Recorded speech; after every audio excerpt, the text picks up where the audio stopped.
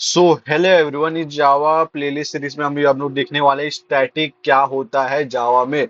Static क्या होता है? It's allow us to access a member before read without declaring an object of a class. ये हम लोग को अलाउ करता है मेंबर को एक्सेस करने के लिए बिना before declaring an object. Object declare करने से पहले के क्लास के अंदर। सबसे पहले फिर आता है, नेक्स्ट पॉइंट आता है फील्ड्स। फील्ड्स क्या होता है? It can hold it's old value. Fields में मतलब क्या होता है? ये हमारा जो ओल्ड वैल्यू रहता है उसको होल्ड करके रखता है। एग्जाम्पल, वेबसाइट में हम लोग जितने विजिटर और जो काउंट विजिट करते हैं वो काउंट कितना हो रहा है, वो सब हम लोग कैसे चेक करते हैं? इसी के थ्रू हम लोग चेक करते हैं। फिर एक सिंपल सा एग्जाम्पल देख, इसमें समझते हैं। क्लास ए बनाया है, ए नाम का क्लास बनाया है हम लोगों ने। इसमें इंट आई हम लोगों ने आई नाम का हम लोगों ने वेरिएबल बनाया है। इंट डेटा टाइप बनाया। स्टैटिक नाम का हम लोगों ने एक डेटा टाइप वेरिएबल बनाया है। So static void, static void हम लोगों ने एक स्टैटिक नाम का वेरिएबल बनाया है जिसमें एक्स के अंदर हम लोगों ने एक मॉड्यूल क्या एक एक मॉड्यूल बना दिया हम लोगों ने। फिर उसके अंदर हम लोग लिखे बाद में आई इक्वस टू 2 3। ये डायरेक्टली इसको एक्सेस कर पाएगा? I equals to 2 3 X equals to this नहीं। तो हम लोग क्या करेंगे, और एक क्लास बी नाम का क्लास बनाया है जिसमें हम लोगों ने A dot I equals to 23 लिखा है। फिर class name dot member name लिखना पड़ता है हम लोग को एक्सेस करने A dot X dot A one के लिए। सो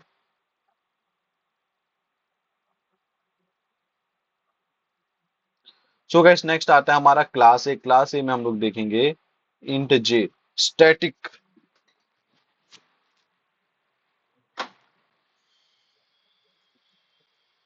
और ठीक है।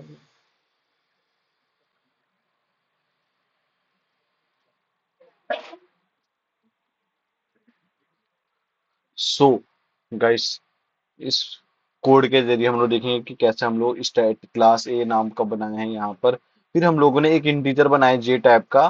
फिर हम लोगों ने पब्लिक मेन फंक्शन लिखा है। फिर उसके अंदर हम लोगों ने लिखा है int I equal to this. तो ये क्या हो जाएगा? स्टैटिक इंट के हो जाएगा। फिर सीटी एरर आएगा, can't refer to a non static member. इसको हम लोग रेफर नहीं कर सके नॉन स्टैटिक मेंबर में from within a static step.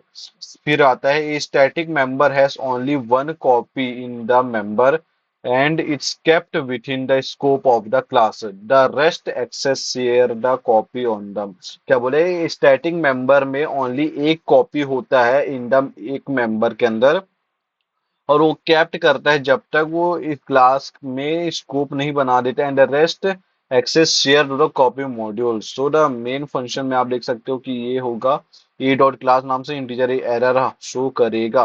फिर हम लोग लोकल वेरिएबल बनाते हैं, फिर आउटर क्लास बनाते हैं स्टैटिक एक्स करके। सो नेक्स्ट बढ़ते हैं।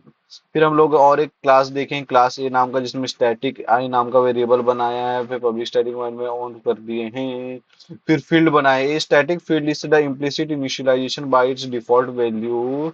It int long short byte character and float double oo boolean object null।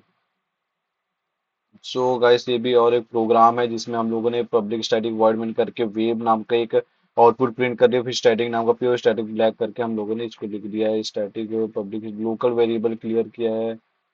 फिर आता है हम लोग का एरे। गाइस, एरे में क्या पढ़ा है हम लोगों ने? एरे में पढ़ा एरे क्या होता है?